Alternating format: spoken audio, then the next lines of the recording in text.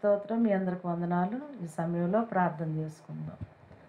పరలోకమందున్న మా తండ్రి యేసయ్య, నీ పాదాలకు వందనాలు, స్తోత్రాలు, స్తుతులు చెల్లించుకుంటున్నాం ప్రభా. గొప్ప దేవుడా, జీవము గల మా తండ్రి, నీ పాదాలకే స్తోత్రాలు, స్తుతులు చెల్లించుకుంటున్నాం ప్రభా. ఈ సమయంలో ప్రభా మీరే జ్ఞాపకం చేసుకోండి తండ్రి, సహాయం చేయమని అడుగుతున్నాం. ఈ ఆరాధన చేతులకు అప్పు చెబుతున్నాం ప్రభా. ఈ ఆరాధన అంతవరకు మీరే తోడుగా ఉండి నడిపించి నీ నామానికి మహిమ తెచ్చుకోమని అడుగుతున్నాను తండ్రి. నీ స్తోత్రాలు దేవా, నీ పాదాలకు వందనాలు చెల్లించుకుంటున్నాం ప్రభా. నీ కార్యాలు గొప్పవి తండ్రి, నీ స్తోత్రాలు. నువ్వు గొప్ప దేవుడు తండ్రి, నీ స్తోత్రాలు. జీవము గల దేవుడా, నీకే స్తోత్రాలు, స్తుతులు చెల్లించుకుంటున్నాం ప్రభా. దేవా, పాటల్లో మీరే తోడుగుండండి ప్రభా, సహాయం చేయమని అడుగుతున్నాం. నీ సన్నిధి నీ ఆత్మంచమని అడుగుతున్నాను ప్రభా. నాడు భక్తులు ఎంతో నీ సహాయాన్ని కోరుకున్నారు ప్రభా, నీ స్తోత్రాలు. మాకును నీ సహాయం మాకు దయచేయమని అడుగుతున్నాం తండ్రి, నీ స్తోత్రాలు. వందనాలు చెల్లించుకుంటున్నాం. అల్పులు అయోగ్యులు ఎందుకు పనికిరానంటి వారు ప్రభా, నీ స్తోత్రాలు. నీ పాదాల దగ్గరికి వచ్చి ఉన్నాం. మీరే మమ్మల్ని బలపరచండి, నీ నామానికి మహిమ తెచ్చుకోమని అడుగుతున్నాం.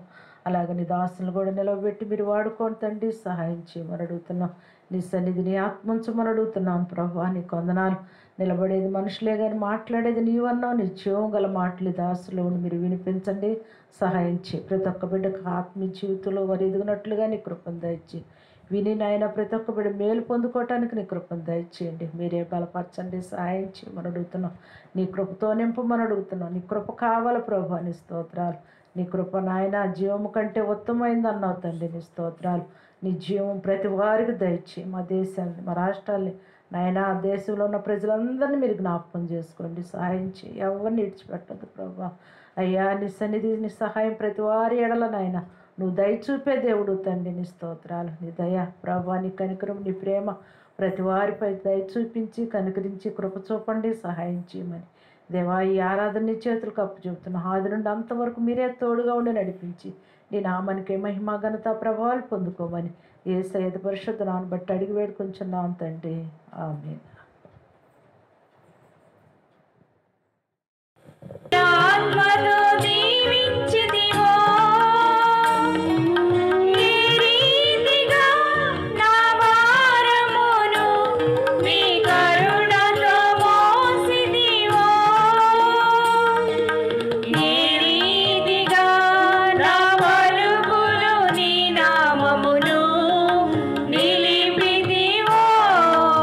ఏ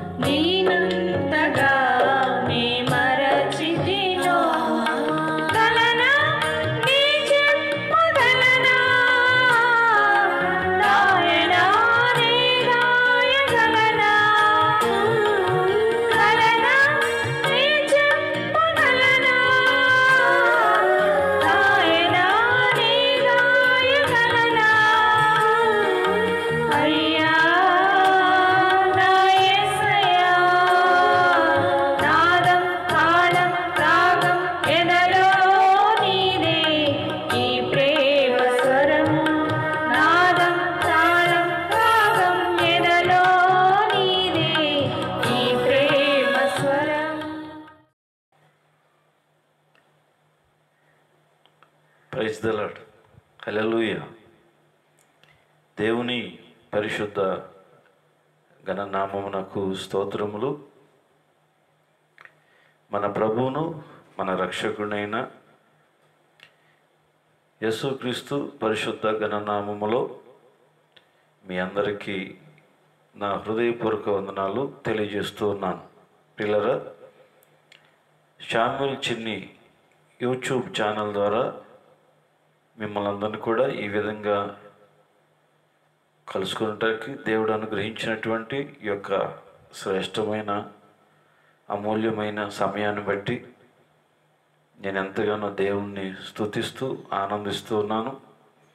మీరందరూ కూడా సంతోషంగా ఉన్నారని, దేవుని యొక్క వాక్యాన్ని కూడా సంతోషంగా వింటున్నారని, వాక్యాన్ని అంగీకరిస్తున్నారని, వాక్య ప్రకారంగా మీరు నడుస్తారని ఆశపడుతూ ఉన్నాను.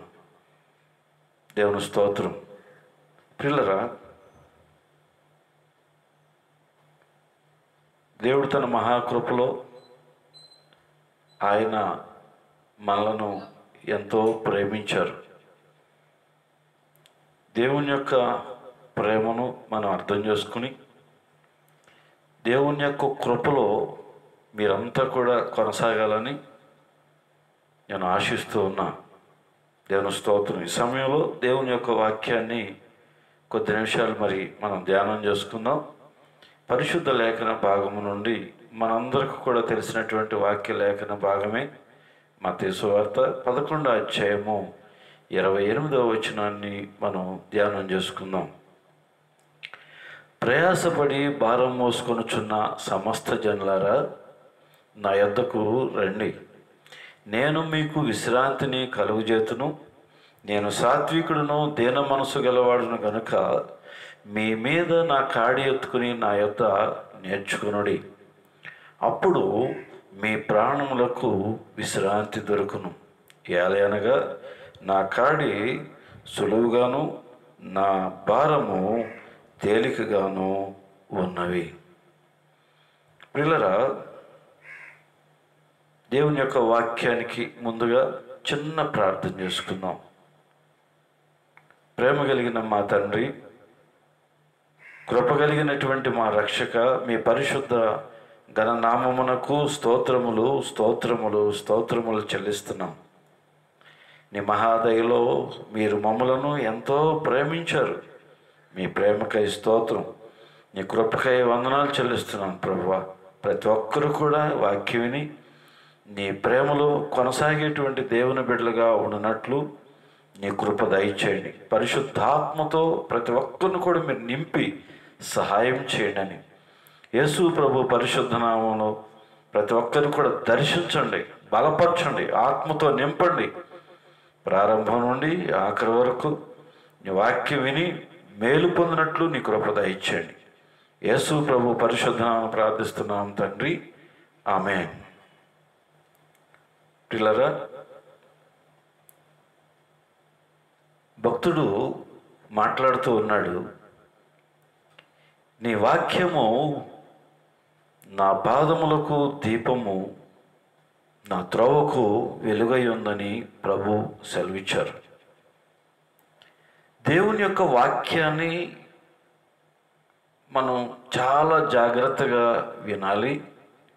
వాక్య ప్రకారంగా మనం నడుచుకున్నప్పుడు తప్పనిసరిగా దేవుని యొక్క కృప మన మీద ఉంటుంది, మన కుటుంబాల మీద ఉంటుంది, మన బిడ్డల మీద ఉంటుంది. కనుక ప్రారంభం నుండి ఆఖరి వరకు దేవుని యొక్క వాక్యాన్ని మీరు వింటారని నేను ఆశిస్తూ ఉన్నాను.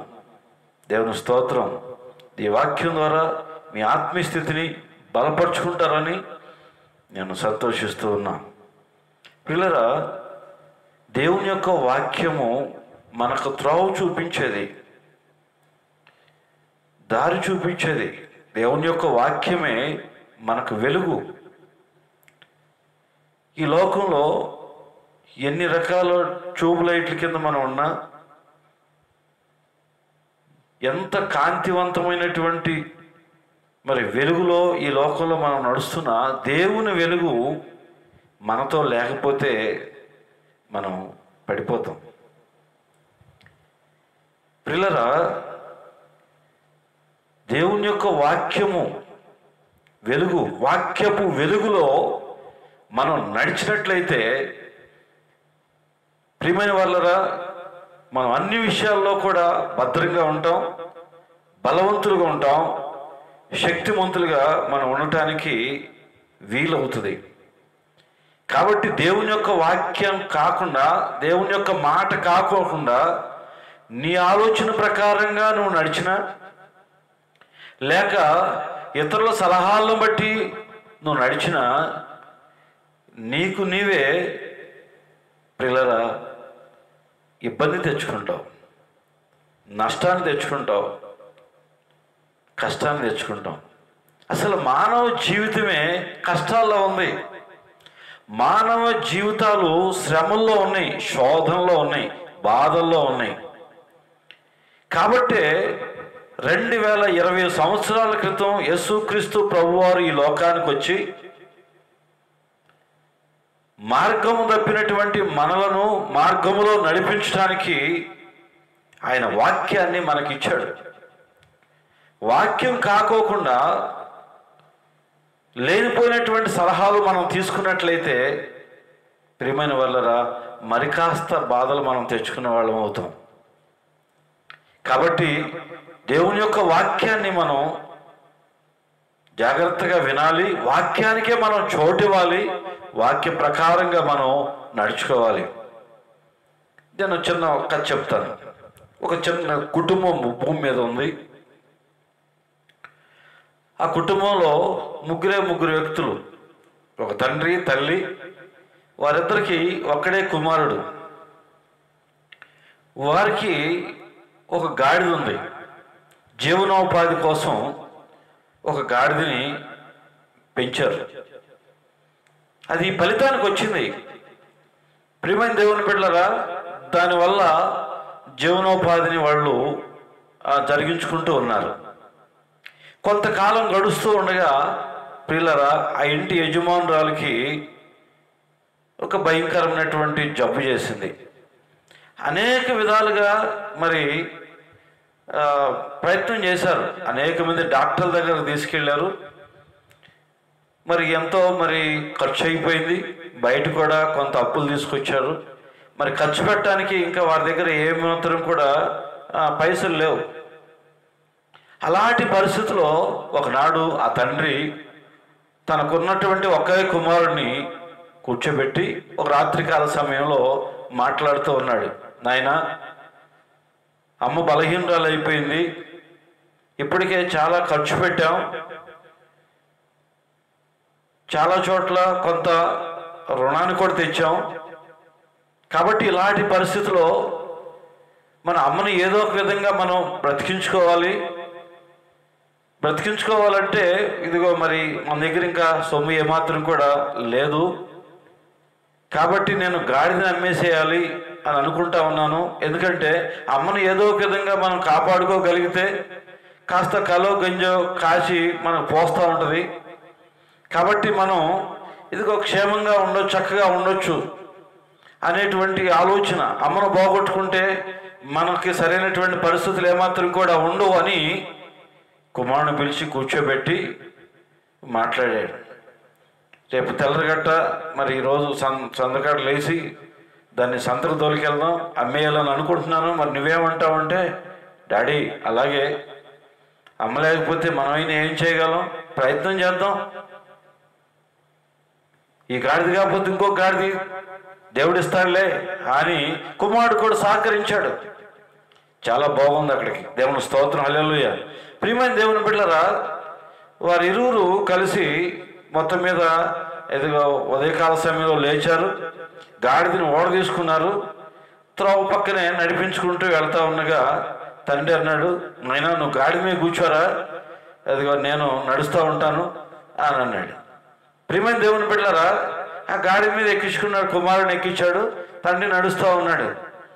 ఈ నడుస్తూ ఉండగా ఊరి వారు కొంతమంది ఎదురొచ్చి ఏమి ఎక్కడికి గాడి దోలికెళ్తున్నావు, ఏంటి కారణం ఏంటంటే పరిస్థితి అంతా కూడా అక్కడ అదిగో అతను వారికి తెలియజేశాడు. ప్రియమైన వాళ్ళరా, తెలియజేసినటువంటి ఆ పరిస్థితిలో ఎదుగో మరి వాళ్ళు విన్నంతసేపు విని ఆ కుర్రోడిని చూసి అవనస్తుడిని చూసి వాళ్ళు అంటారు, ఏమయ్యా గాడిదలాగా ఉన్నావు, ఊరంతా తిరిగి వచ్చావుడివి, నీకేం మాయరోగం, మీ తండ్రి ముసలివాడు కదా, ఆయన గాడిద మీద కూర్చోబెట్టి ఇదిగో నువ్వు నడవచ్చు కదా ఆయన అంటే మనసు చిక్కుమంది. ఆ యవనస్తుడు దిగేశాడు. సరే ఖాళీ నడిపించడం ఎందుకని తండ్రి ఎక్కాడు. ప్రియమైన దేవుని బిడ్డలారా, తండ్రి కూర్చున్నాడు. కూర్చుని మరి వెళ్తా ఉంది గాడిది, కుమారుడు నడుస్తూ ఉన్నాడు. ఇంకా కొంత దూరం వెళ్ళిన తర్వాత ఎదుగో కొంతమంది వ్యక్తులు ఎదురొచ్చారు. ఆ వ్యక్తులు ఎదురొచ్చినప్పుడు వాళ్ళు అన్నారు, ఏమయ్యా పెద్దోడివి, చిన్న కుర్రాడు, యవనస్తుడు, నువ్వు కాలు మారినవాడు, ఇదంతా నీకు అనుభవం ఉంది ఏంటి, అతను నడిపిస్తా నువ్వు కూర్చున్నావేంటయ్యా, ఏమంత బాగుందా ఇది అని వాళ్ళు మాట్లాడితే ఇదిగో మొత్తం మీద ఇదిగో ఆయన ఇదిగో దిగేశాడు. ప్రియమైన దేవుని బిడ్డలారా, గాడి నడిపించుకుంటూ వెళ్తా ఉన్నారు. నడిపించుకుంటూ వెళ్తా ఉంటే మళ్ళీ ఒట్టుగాడితే వెళ్తా ఉంటే ఏంటా గాడిద ఎక్కడ దొరికి వెళ్తున్నారు ఏంటి, ఇది మొయ్యలేదా బరువు, ఉత్తగాడిని నడిపించుకుంటూ వెళ్తున్నారు ఏంటి అని కొంతమంది అడిగారు.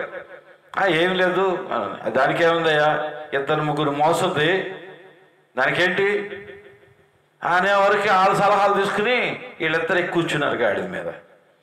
ప్రియమైన దేవుని బిడ్డలారా, ఆ గాడిద మీద ఎదురు కూర్చున్న వారికి ఇంకా కొంత ముందుకు వెళ్ళేవారు కొంతమంది ఎదురొచ్చారు. ఎదురొస్తే వాళ్ళు మాట్లాడుతున్నారు,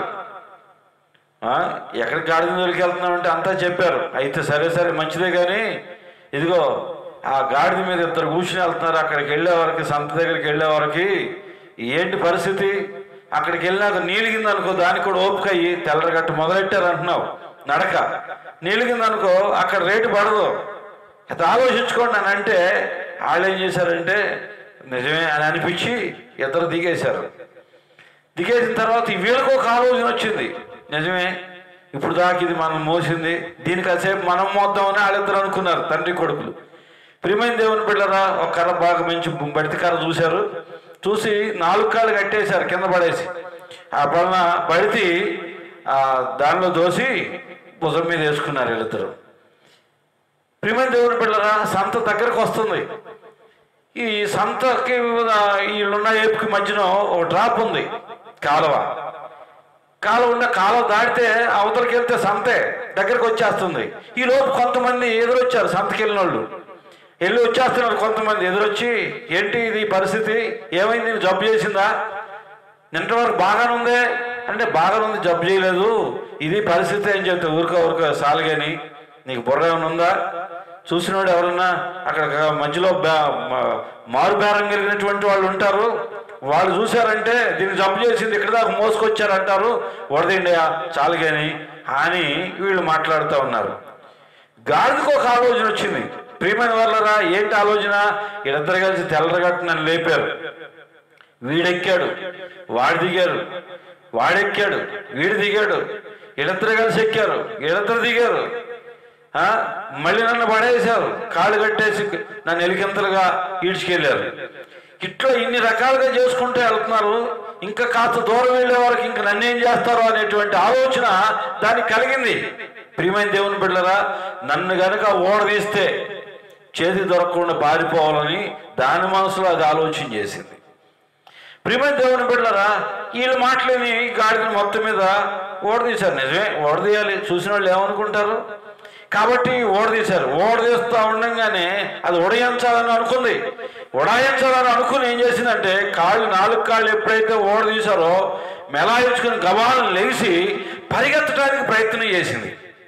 ప్రియమైన దేవుని బిడ్డలారా, పరిగెత్తడానికి ఎప్పుడైతే ప్రయత్నం చేసిందో ఇప్పుడు దా కిందకి అలాగే ఉంది కదా తలకాయ, కళ్ళు బయలు కమినియము, ఎటు పరిగెత్తాలో దానికి అర్థం కాక ప్రియులరా ఎదిగో డ్రాప్లో పడిపోయింది, అందులో ఇరుక్కుపోయింది. ఈ లోపు అదిగో ఇదిగోనే వరకు అది చచ్చిపోయింది. ప్రియమైన దేవుని బిడ్డలారా, మన కష్టాలు ఉన్నాయి, మనకు బాధలు ఉంటాయి, రకరకాలైనటువంటి సలహాలు ఇచ్చేవాళ్ళు లోకంలో ఉన్నారు, మనకు కూడా రకరకాల ఆలోచనలు వస్తాయి. ఎవరికో తోచినట్టుగా చేస్తే ఇవన్నీ కూడా మనం చేయలేం. ప్రతి వాళ్ళ మాట మనం వినలేం. కాబట్టి ప్రియమైన వల్ల మనకొచ్చే ఆలోచనలన్నీ కూడా కరెక్ట్ కాదు. దేవుని ఆలోచనే కరెక్ట్. దేవుని స్తోత్రం, హల్లెలూయా. కాబట్టి ప్రియమైన వాళ్ళరా చూడు, ఇప్పుడు తలబట్టుకుని ఏడవలసి వచ్చింది. అసలే కష్టంలో ఉన్నారు, మరింత కష్టంలో పడిపోయారు. ఇప్పుడు మరి కాస్త శ్రమలో పడిపోయారు వాళ్ళు, మరి కాస్త శోధనలో పడిపోయారు. తలబట్టుకుని ఏడుస్తున్నారు. అరే వాళ్ళ మాట విన్నా, వీళ్ళ మాట విన్నా, మనకు వచ్చినట్లుగా మనం చేసాం, ఇదంతా చాలా ఇబ్బంది అయిపోయిందే అని అనుకుని బాధపడుతున్నారు. ప్రియమైన దేవుని బిడ్డలారా, దేవుని యొక్క వాక్యాన్ని మనం విందాం. దేవుడు ఆశ్చర్యకరుడు, ఆలోచనకర్త. కష్టాల్లో, శ్రమల్లో, శోధనలో మనకు ఆలోచనలు ఇచ్చి నడిపించేవాడు ఆయన. ఆయన దగ్గరకు మనం వెళితే మనల్ని ఆయన ఏ విధంగా నడిపించాలో ఆ విధంగా నడిపించడానికి ఆయన సమర్థుడు, శక్తి కలిగినటువంటి దేవుడు ఆయన. అందుకే ప్రయాసపడి భారం మోసుకొనుచున్న సమస్త జనులారా నా యొద్దకు రండి, నేను మీకు విశ్రాంతిని కలుగజేతును. నేను సాత్వికుడును, దీన మనసు గలవాడిని గనక మీ మీద నా కాడి ఎత్తుకుని నా యొద్ద నేర్చుకోండి, అప్పుడు మీ ప్రాణములకు విశ్రాంతి దొరుకుద్ది.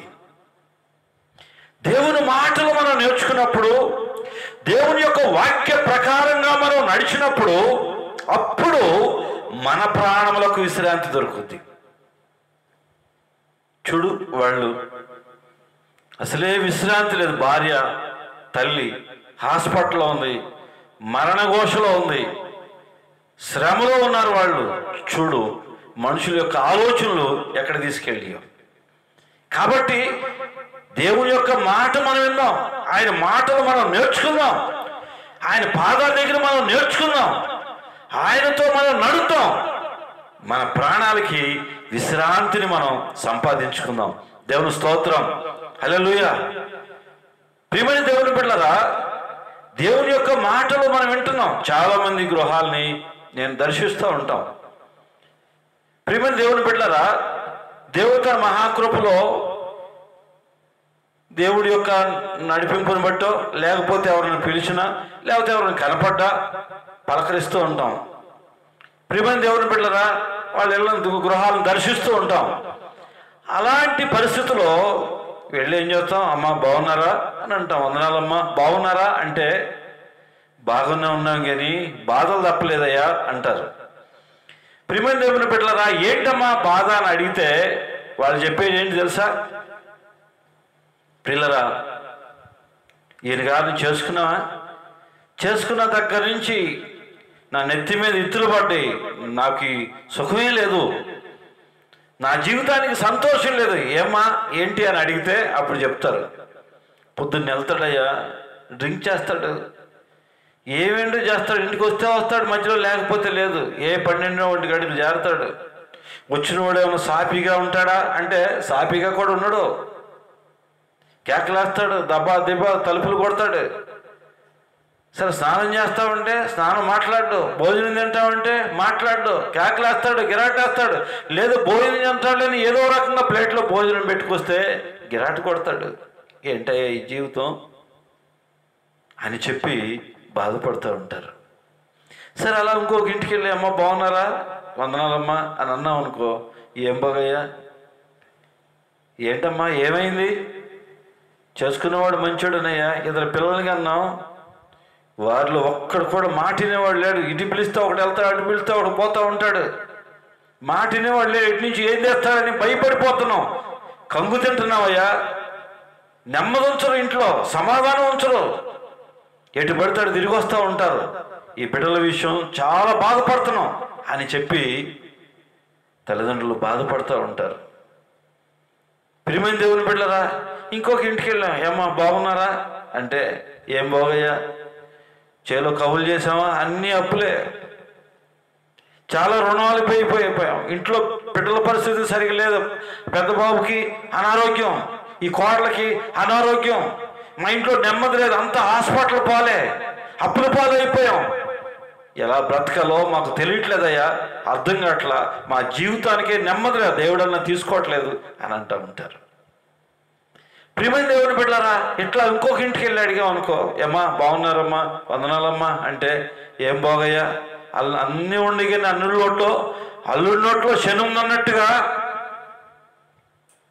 తినటానికి నోరు లేకుండా అయిపోయింది. ఏంటమ్మా అంటే, షుగరు నాదే, బీపీ నాదే, ఆయాసం నాదే, అన్నీ నాయే, మోకాళ్ళ నొప్పులు, కీళ్ళ నొప్పులు, నడవలేను, నా పరిస్థితి అంత అధ్వానంగా ఉందయ్యా, ఎందుకు ఈ బ్రతుకు, చావనన్నా చావట్లేదు, ఆ రోజన్నా రావట్లేదయ్యా అని శపించుకునే వాళ్ళు ఉన్నారు. ప్రియమైన దేవుని బిడ్డలారా, దేవుని యొక్క వాక్యాన్ని వింటున్నాం. లోకంలో మనుషులు, సమస్త జనులు కూడా ప్రయాసపడుతున్నారు, భారంతో నింపబడిపోయి ఉన్నారు. ప్రియమైన దేవుని బిడ్డలారా, శాంతి సమాధానాలు కోల్పోయినటువంటి వారుగా ఉన్నారు. కుటుంబాల్లో నెమ్మది లేదు, ఎక్కడ చూసినా గందరగోళం.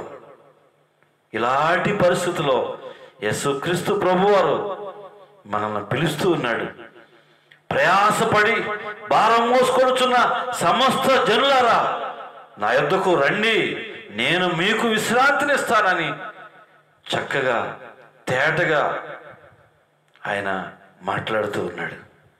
కాబట్టి ప్రియమైన దేవుని బిడ్డలారా, దేవుని యొక్క వాక్యాన్ని మనం వింటున్నాం. దేవుడు ప్రేమ కలిగినటువంటి దేవుడు, దేవుడు జాలి కలిగినటువంటి దేవుడు, దేవుడు దయ కలిగినటువంటి దేవుడు. ఆయన ప్రేమను మనం అర్థం చేసుకుందాం. ఆయన దగ్గరికి వెళ్ళటానికి మనం ఇష్టపడదాం. ఆయన వాక్యాన్ని మనం కోరుకుందాం. ఆయన మాట చొప్పున నడవటం మనం నేర్చుకుందాం. అప్పుడే నీ ప్రాణానికి విశ్రాంతి కలుగుద్ది. అప్పుడే నీ గృహంలో నెమ్మది దొరుకుద్ది. అప్పుడే నీ ఇంటి వారికి క్షేమం దొరుకుద్ది. అప్పుడే నీవు దేవునితో ఆనందించగలవు. లేకపోతే ఆ ఆనందాన్ని ఏమాత్రం కూడా నీవు అనుభవించగలవు. కాబట్టి ప్రియమైన సహోదరి సహోదరుడా, దేవుడు నిన్ను ప్రేమిస్తున్నాడు. దేవుని యొక్క ప్రేమ నీ పట్ల ఎంతో ఆయన కలిగి ఉన్నాడు. దేవుని ప్రేమ ఎంత అంటే ఎంత అంత అని చెప్పడానికి వీలు లేనంతగా నిన్ను ప్రేమిస్తున్నాడు. కాబట్టి దేవుని యొక్క ప్రేమను నువ్వు అర్థం చేసుకోగలిగితే, ఆయన పాద సన్నిధికి నువ్వు రాగలిగితే, ఆయన రెక్కల నీడకు నువ్వు రాగలిగితే, అప్పుడు తెలుసుద్ది నీకు. దేవుని స్తోత్రం, హల్లెలూయా. ప్రియమైన వాళ్ళరా, సరైనటువంటి ఆనందాన్ని, సంతోషాన్ని నీవు అప్పుడే అనుభవించగలవు. దేవునికి స్తోత్రం, హల్లెలూయా. ప్రియమైన సహోదరి సహోదరుడా, దేవుడు ఎంతైనా ఎలాంటి వాడంటే నమ్మదగినటువంటి దేవుడు. పిల్లరా, చాలామంది ఏదైనా ఒక శోధన, బాధ, కీడు కుటుంబంలో జరిగితే ఏడుస్తూ ఉంటారు. ఎవరైనా చనిపోయారు అనుకోండి, ఏడుస్తూ ఉంటారు. అప్పుడు కూడా దేవుని మీద నేరం వేస్తారు. ఏమని వేస్తారు? ఆ దేవుడికి మేమే దొరికామా అని ఏడుస్తూ ఉంటారు. ఊర్లో అందరూ బాగున్నారు, మేమేట అయిపోయాం, దేవుడు విషం చూపు చూస్తున్నాడు మమ్మల్ని, మా పట్ల జాలి లేదు, ఆయన కనికరం లేదు, మాతో ఆడుకుంటున్నాడు అని ఈ విధంగా మనుషులు వెళ్తే చూసిన వాళ్ళల్లా చూసి ఏడుస్తూ ఉంటారు. దేవుడు ఎప్పుడు కూడా మనం ఏడుస్తుంటే, మనకు మరణం సంభవిస్తే, మనకు శోధనలు వస్తే, మనకు కష్టాలు వస్తే, మనకు రోగాలు వస్తే, మనకు రొప్పులు వస్తే, మనకు వేదనలు వస్తే, శోధనలు వస్తే, ఆయన ఎప్పుడు కూడా ఆనందించేవాడు కాదు. ప్రియమైన వల్ల ఇవన్నీ ఎందుకు సంభవించినాయి అంటే, మనం చేసుకున్నటువంటి దోషాన్ని బట్టే, మన పాపాన్ని బట్టే, మన అన్యాయాన్ని బట్టే మనకి ఇవన్నీ కూడా సంభవిస్తున్నాయి. అంతేగాని దేవుడు ఎప్పుడు కూడా అలాంటి వాడు కాదు. దేవుని అపార్థం చేసుకోవాకు. ప్రియమైన దేవుని బిడ్డలారా, దేవుని అర్థం చేసుకో. దేవుని అపార్థం చేసుకుని ఇప్పుడే ఇప్పటికే అసలు పాపంలో ఉంటే మరింకాస్త పాపంలో మనం పడిపోకూడదు, మరి కాస్త శాపంలోనికి మనం వెళ్ళకూడదు. కాబట్టి ప్రియ తల్లి, చెల్లి, దేవుని అర్థం చేసుకుందాం. దేవుని యొక్క వాక్యాన్ని చూద్దాం. చూడండి, ఒక వాక్య లేఖన భాగాన్ని మీకు చూపిస్తాను. పరిశుద్ధ లేఖన భాగంలో ఉండి చూడండి, ఆదికాండం 3వ అధ్యాయము 17వ వచనం చూద్దాం. నేను చదువుతాను. ఆయన ఆదాముతో, నీవు నీ భార్య మాట విని తినవద్దని నేను నీకు ఆజ్ఞాపించిన వృక్ష ఫలములు తింటివి కనుక నీ నిమిత్తము నేల శపించబడి ఉన్నది. ప్రయాసముతోనే నీవు బ్రతుకు దినములన్నీ దాని పంట తిందువు. అది ముండ్ల తుప్పలను గచ్చ పొదలను నీకు మొలిపించును. పొలంలోని పంట తిందువు. నీవు నేలకు తిరిగి చేరు వరకు నీ ముఖపు చెమట కాచి ఆహారం తిందువు. ఏలయనగా నీవు మన్నే గనుక తిరిగి మన్నైపోదు అని చెప్పాను. ప్రియమైన దేవుని బిడ్డలారా, ఇదంతా ఎందుకు వచ్చింది అంటే, ఈ శాపం భూమి మీదకి ఎందుకు వచ్చింది అని మనం అర్థం చేసుకోగలిగితే మనల్ని బట్టే, మనం చేసుకునేటువంటి పాపాన్ని బట్టే. దేవుడు చెప్తున్నాడు, మనం ఏది విత్తుకుంటామో ఆ పంట కోసుకుంటాం. నేల శపించబడింది, మనం చెమటోర్చాల్సినటువంటి పరిస్థితి వచ్చింది. శోధనలు మనమే, కష్టాలు మనమే, ఇవన్నీ కూడా మనమే తెచ్చుకున్నాం. మరణాలు మనమే తెచ్చుకున్నాం. లేకపోతే ఇవన్నీ ఎక్కడి అండి? లేవు. కాబట్టి ఆనాడు మన ఆది తల్లిదండ్రులైనటువంటి అవ్వ ఆదాములు చేసినటువంటి ఆ పాపాన్ని బట్టే ఈరోజు ఈ శాపాన్ని అనుభవిస్తున్నాం. అంతేగాని దేవుడేదో మనతో ఆడుకుంటున్నాడని, మనల్ని విడిచిపెట్టేశాడని, ఇదిగో ప్రియమైన దేవుని బిడ్డలారా, దేవుని మీద నెపాలు నేరాలు ఏమాత్రం కూడా మనం వేయకూడదు. మనం అర్హులం కాదు, తగిన వాళ్ళం కాదు. కాబట్టి మనం తగ్గించుకుని ఇప్పటికైనా ఆ శ్రమంలోంచి, ఆ శోధనలో నుంచి, ఆ మరణంలోంచి, ఆ కష్టాల్లోంచి మనల్ని విడిపించడానికే యేసుక్రీస్తు ప్రభు ఈ లోకానికి వచ్చాడు. ఆయన మాట మనం విందాం, ఆయన మాట ప్రకారంగా మనం నడుద్దాం. దేవుని స్తోత్రం. నువ్వు ఎలాంటి పరిస్థితుల్లో ఉన్నా నిన్ను విడిపించడానికి ఆయన సమర్థుడు. ఆయన శక్తి కలిగినటువంటి దేవుడు, ఆయన జీవము కలిగినటువంటి దేవుడు. ఆయన పిల్లరా, బైబిల్ గ్రంథంలో ఒక సహోదరు ఉంది. మార్క్స్ వార్త 5వ అధ్యాయము 25వ వచనంలో రాయబడింది. 12 ఏండ్ల నుండి రక్తస్రావ రోగముతో బాధపడుతున్నటువంటి వ్యక్తి కనపడుతూ ఉంటుంది. ప్రియమైన దేవుని బిడ్డలారా, ఆమె అనేక వైద్యుల చేత ఎన్నో తిప్పలు పడింది అని రాయబడింది.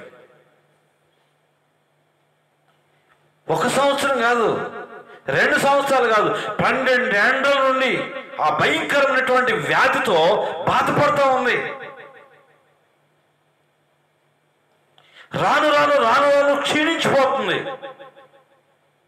ఒంట్లో శక్తి పోతుంది, ఫేస్లో గ్లో పోతుంది. ప్రియమైన దేవుని బిడ్డలారా, చూసిన వాళ్ళకి రాను రాను అసహ్యంగా కనపడుతుంది. ఏంటా బిడ్డ అట్లా అయిపోతుందని చూసిన వాళ్ళు అనుకుంటున్నారు. ప్రియమైన దేవుని బిడ్డలారా, ఎవరికీ చెప్పుకోలేకపోతుంది. తనలో తాను కృంగిపోతుంది, దిగజారిపోతుంది, భయపడిపోతుంది, బలహీనపడిపోతుంది.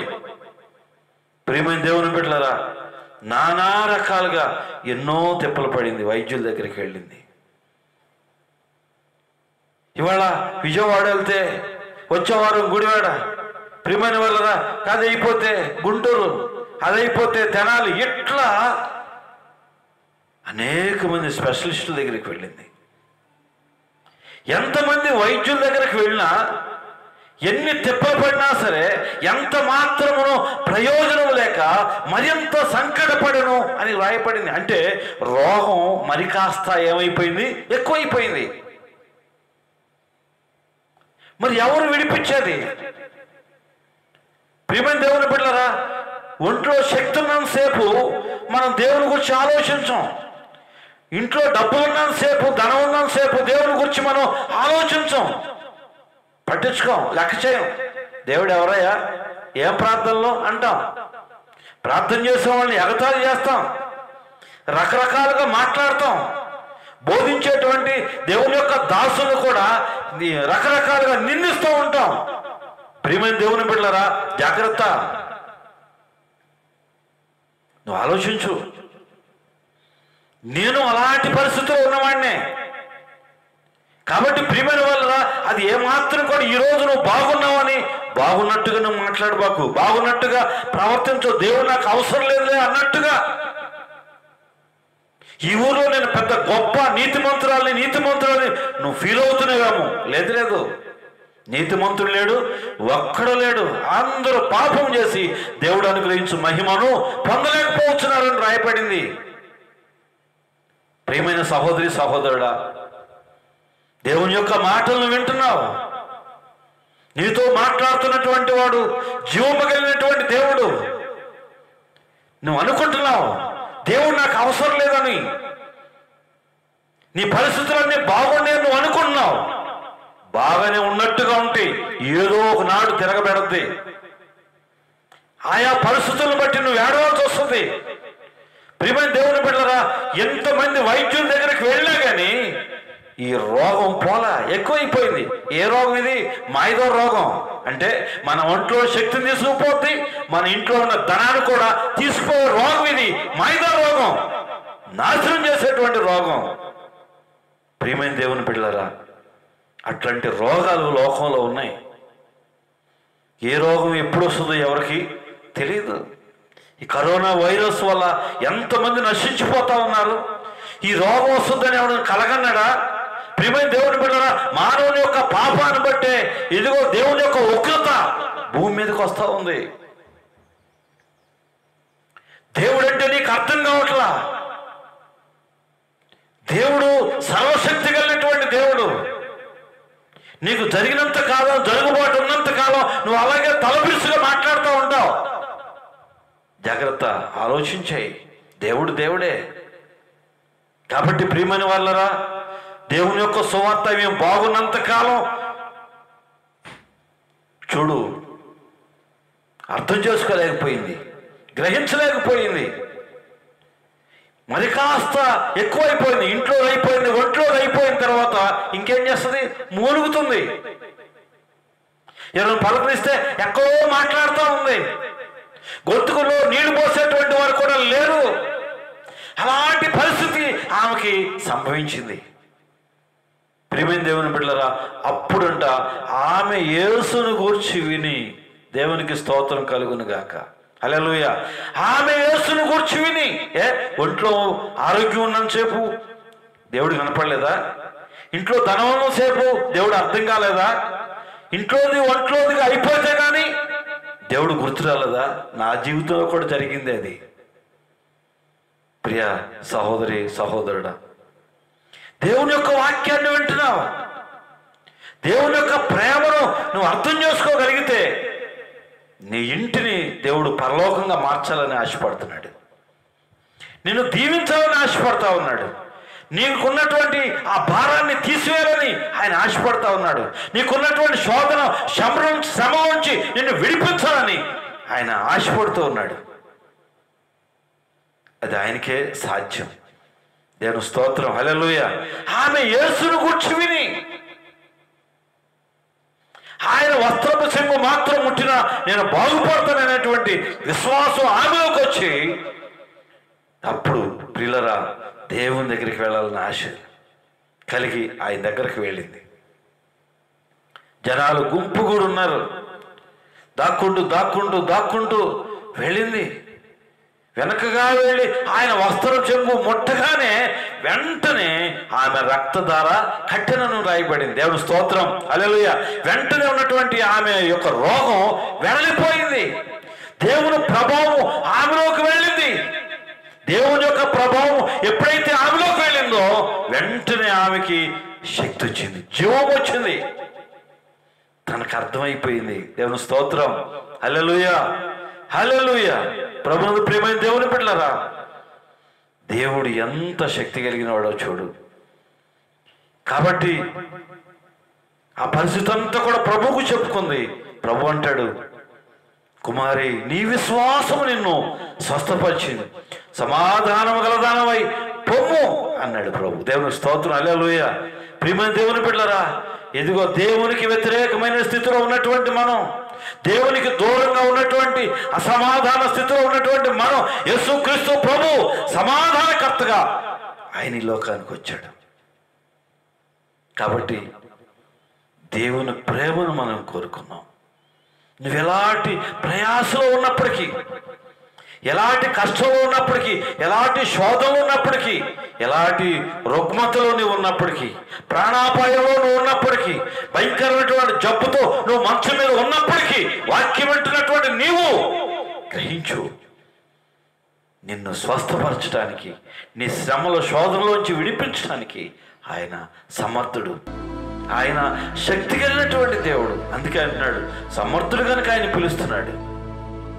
ప్రయాసపడి భారం మోసుకొనుచున్న సమస్త జనులారా నా యొద్దకు రండి, నేను మీకు విశ్రాంతిని కలుగు చేస్తా అని మాట్లాడుతూ ఉన్నాడు ప్రభు. ఈ బిడ్డకి 12 సంవత్సరాల నుంచి కృంగిపోయినటువంటి ఈ కుమార్తె, ప్రియమైన దేవుని బిడ్డలారా, ఆయన వస్త్రపు చెంగును ముట్టగానే ఆయనలో ఉన్నటువంటి ప్రభావము ఆమెలోకి ఎప్పుడైతే వెళ్ళిందో, ప్రియమైన వాళ్ళరా, ఇదిగో ప్రాణ భయం భీతిపోయింది, ఆయన్ని కలిగినటువంటి వ్యక్తి అయింది. కాబట్టి నువ్వు ఎలాంటి పరిస్థితుల్లో ఉన్నప్పటికీ దేవుని సన్నిధికి రా. నువ్వు బాధలో ఉన్నావా, కష్టంలో ఉన్నావా, శ్రమలో ఉన్నావా, అప్పుల్లో ఉన్నావా, ప్రియమైన దేవుని బిడ్డలారా, ఆయన సమర్థుడు, ఆయన శక్తి కలిగినటువంటి దేవుడు. ఆయా పరిస్థితుల్లోంచి విడిపించడానికి ఆయన చాలినటువంటి దేవుడు ఆయన. కాబట్టి ఆయన్ను కోరుకో, ఆయన నిన్ను పిలుస్తున్నాడు. ప్రయాసపడి భారం మోసుకొనుచున్న సమస్త జనులారా నా యొద్దకు రండి, నేను మీకు విశ్రాంతిని కలుగు చేతును. నేను సాత్వికుడును, దీనమోసగలవాడిని కనుక మీ మీద నా కాడి ఎత్తుకొని నా యొద్ద నేర్చుకుని, అప్పుడు మీ ప్రాణములకు విశ్రాంతి దొరుకునని ప్రభు సెలవిస్తూ ఉన్నాడు. కొన్ని సంవత్సరాల క్రితం ఓ సహోదరుంది. ఆమె తెలియని తిరిగి ఆమెకి భయంకరమైనటువంటి రోగం సంభవించింది. అది భర్త ద్వారానే వచ్చింది. ప్రియమైన దేవుని బిడ్డలారా, వాళ్ళిద్దరికి ఒకే కుమార్తె. పిల్లరా, నాకు తెలుసు, ఆ కుటుంబాన్ని నేను దర్శించడానికి వెళ్ళే. పిల్లరా, ఏంటంటే కొంత సమయం ఆ పరిస్థితుల గురించి చెప్పలా. యజమానుడికి వచ్చింది ఆ రోగం, చచ్చిపోయాడు. తర్వాత భార్యకు వచ్చింది. ప్రియమైన దేవుని బిడ్డలారా, తీసుకెళ్ళి ఆమెని, కోడలు కదా, ఇంటి కోడలు, ఆమె తీసుకెళ్ళి చెట్టు కింద పడేశారు. చెట్టు కిందే ఉంచుతున్నారు. చూసారా ఎంత చక్కగా ఉండేదో, చాలా అందంగా ఉండేది, చక్కగా మాట్లాడేది, ఇంట్లో పని అంతా చేసేది, చాలా మర్యాదస్తురాలు. ఇప్పుడు చూడ, జబ్బు చేసేవారికి ఆమె తీసుకెళ్ళి చెట్టు కింద పడేసేసారు. పిల్లరా, భయంకరమైనటువంటి పరిస్థితి. ఇంట్లో కూడా రానివ్వట్లా, లేచి నడవలేనటువంటి పరిస్థితి, జట్టు అయిపోయింది శరీరం అంతా. ఒక్కతే చిన్న కుమార్తె, అప్పటికి 7 సంవత్సరాలు ఉంటాయి. ప్రియమైన దేవుని బిడ్డలారా, చూసుకో, ఆ చెట్టు కింద చూడు మన పరిస్థితి. మనం బాగున్నంతసేపే బాగు తప్పితే ఎవరు మనల్ని పట్టించుకోరు. నీ నాటం. ప్రియమైన దేవుని బిడ్డలారా, ఏంటి నిన్న సెల్ ఫోన్లో ఒక వీడియో చూసా, నేను క్లిప్పింగ్ చూసా. ఒక తండ్రి కుమారుడు తల్లికి తాడేసి ఊరు బయటికి ఈడ్చుకెళ్ళిపోతున్నాడు. చాలా దుఃఖకరమైనటువంటి సన్నివేశం అది. రాశాడు అక్కడ, తన తల్లిని తాడు కట్టి ఒక కాలుకి ఈడ్చుకుంటూ వెళ్ళిపోతున్నాడు. చూడండి, ఆ తల్లి ఎంత కష్టపడి ఆ కుమారుడిని పెంచింది. ప్రియమైన దేవుని బిడ్డలారా, ఈరోజు ఆ తల్లి ప్రేమ నోచుకోలేనటువంటి పరిస్థితి, ఎంత భయంకరమైనటువంటి పరిస్థితి. కాబట్టి ఎన్ని సంభవిస్తూ ఉన్నాయి. ప్రియమైన దేవుని బిడ్డలారా, చాలా హృదయాల్ని కలిచివేటటువంటి సంగతులు మనం చూస్తున్నాం. నువ్వేదో అనుకుంటున్నావు, ఈ లోకం విడిస్తే ఏంటి పరిస్థితి, ప్రభు వస్తే ఏంటి పరిస్థితి, ప్రభు నిన్ను రక్షించాలని, ప్రభు నిన్ను కాపాడాలని, నిత్య జీవానికి వారసురాలుగా చేయాలని, నీకు శాంతిని ఇవ్వాలని, నీకు సమాధానాన్ని ఇవ్వాలని, నీకున్న బలహీనత నుంచి విడిపించాలని ఆయన ఎంతో ఆశపడతా ఉన్నాడు. నేను తల్లి గురించి చెప్పాను. చూడు, ఆ తల్లిదండ్రులు ఇద్దరు చనిపోయారు. కుమార్తె అనాథ అయిపోయింది. వాళ్ళ అన్యులు, దేవుణ్ణి ఎరగనటువంటి వాళ్ళు. చూస్తా చూడు పరిస్థితి ఎంత ఘోరంగా చూస్తున్నామో. ప్రియమైన దేవుని బిడ్డలారా, లోకంలో ఎక్కడ నెమ్మది లేదు. మనం ముందు ప్రారంభంలో ఉన్నాం. ఏ ఇంటికి వెళ్ళినా నెమ్మది లేదు, ఎక్కడ సమాధానం లేదు, ఎక్కడ శాంతి లేదు. ప్రియమైన సహోదరి సహోదరుడు, పైకే మనుషులు పై రూపానికి బాగా కనపడుతున్నారు. మనుషులు అంతరంగం అంతా కూడా వేదన, బాధ, కష్టం, శ్రమ, శోధన, కృంగిపోవటం, అప్పులు, మనశ్శాంతి లేక, భార్యాభర్తల మధ్యన, అత్తగోళ్ళ మధ్యన, ప్రియమైన దేవుని బిడ్డ కుమారుడు తల్లి మధ్యన ఎవరింటికి వాళ్ళే విరోధులై ఈ శాంతిని కోల్పోయి ఉన్నారు. ప్రపంచం అప్సడైపోయింది. ఇలాంటి పరిస్థితుల్లో నీకు కావాల్సింది ఎవరో తెలుసా? జీవమగిలినటువంటి దేవుడు. ఆయన నీకు అవసరం. ఆ జీవమగిలినటువంటి దేవుడు నీ దగ్గరకు వచ్చి నిన్నే పిలుస్తున్నాడు. ఆయన ప్రయాసపడి భారం మోసుకొచ్చున్న సమస్త జనులారా నా యొద్దకు రండి, నేను మీకు విశ్రాంతినిస్తాను. ఆయన ప్రేమ కలిగిన మాటను నువ్వు అర్థం చేసుకోగలిగితే నీ ఇల్లంతా ఆ శాంతిని కోరు, ఆ సమాధానాన్ని కలిగి ఉండగలరు. దేవుని స్తోత్రం. అంతేకాదు ఆ గొప్ప రక్షణ మీరు పొందుకుంటారు. నీ ఇల్లంతా కూడా పరలోకంగా ఉంటుంది. నిత్య రాజ్యానికి మీరు వారసులు అవుతారు. కాబట్టి దేవుని యొక్క వాక్యం వింటున్నటువంటి నీవు వాక్య ప్రకారంగా నడుచుకో, దేవుని మాట ప్రకారంగా నడు. అప్పుడు మీ ప్రాణములకు విశ్రాంతి దొరుకుననేటువంటి వాగ్దానం నీ పట్ల నెరవేర్చబడుతుంది. నువ్వు ఆనందిస్తావు, సంతోషిస్తావు. భూమి మీద ప్రభు కొరకు సాక్షిగా నువ్వు నిలబడగలుగుతావు. అట్టి గొప్ప కృప దేవుడు మీకు అందరికీ, మీ కుటుంబాలకి సమృద్ధిగా అనుగ్రహించును గాక. ఆమేన్. ప్రార్థన చేసుకుందాం. ప్రార్థన. ప్రేమ కలిగిన మా తండ్రి, దయాళుడైన మా ప్రభువా, మీ పరిశుద్ధ ఘననామమునకు స్తోత్రములు చెల్లిస్తున్నాం. ప్రభువా నా తండ్రి, మీరు మమ్మల్ని ఎంతో ప్రేమించారు. దేవుడు లోకమును ఎంతో ప్రేమించిన మాట నీ ద్వారానే నెరవేర్చబడింది. ప్రభువా నీ ఒక్కడివే ప్రేమించే దేవుడు తండ్రి, జీవము కలిగినటువంటి దేవుడు. ప్రభువా తండ్రి దేవా, అలాంటి దేవుడు అయిన నీవు సమర్థుడు. మాకొచ్చిన ప్రతి బలహీనత, ఓ ప్రభా, ప్రతి బలహీనతకి నీలో జవాబు ఉంది ప్రభువా. అందుకే మీరు సమర్థులు కనుక మమ్మల్ని పిలుస్తున్నారు. నీ మాటకు మేము లోబడి ఎప్పుడైతే మేము నీ రెక్కల నీడకు వస్తామో, నీ మాటను మేము పోషిస్తామో, అప్పుడే మాకు విశ్రాంతి దొరుకుతుంది. అప్పుడే మా ప్రభువా మాకు నెమ్మది కలుగుతుంది. తండ్రి స్తోత్రం. ప్రభువా అటు గొప్ప కృప నాయనా, ఎవరు ఎలాంటి పరిస్థితుల్లో ఉన్నారో నాకైతే తెలియదు, కానీ అలాంటి వారందరికీ నీ కృపను ప్రతి వారి మీద కుమ్మరించండి, సహాయం చేయి. పరిశుద్ధాత్మతో మీరు నింపండి. నీ జీవము కలిగినటువంటి వాక్కులు వింటున్న ప్రతి బిడ్డను కూడా ఆశీర్వదించండి. నీకు లోబడే మనసు ప్రతి వారికి దయచేయి. మహిమ పొందండి, కృపతో నింపండి. క్రీస్తు నామమున అడుగుచున్నాము తండ్రి. ఆమేన్. తండ్రి అయిన దేవుని ప్రేమ, కుమారుడైన యేసుక్రీస్తు కృప, పరిశుద్ధాత్మ యొక్క నిత్య సహవాసము, సన్నిధి ఇప్పుడును ఎల్లప్పుడూ సదాకాలము సర్వయుగములకును మీకును మీ కుటుంబాలకి ప్రభువు అనుగ్రహించును గాక. ఆమేన్. ఆమేన్. ప్రభు మిమ్మల్ని దీవించును గాక. ఆమేన్.